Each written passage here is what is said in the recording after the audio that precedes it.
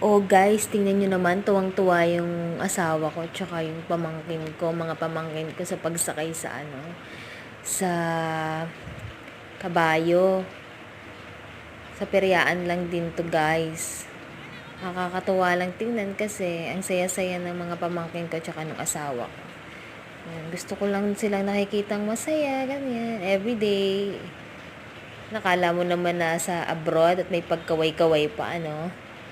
Yung isang pamangkin ko lang ayaw talagang sumakay kahit ganyan nakabagal yung kabayo. Ayun lang guys. Nasa peryaan pa rin kami. Yan. Nasa 3 minutes siguro yung pag-ikot nito. Oh, tinan mo naman yung asawa ko tuwang-tuwa. May pagngiti pa siya. Ayan. Kaunti lang din ng mga nakasakay. Sila lang. Kasi halos walang tao. Kasi maaga pa nung dumating kami. Yan, ang liit nung pamangkin kong si Zoe.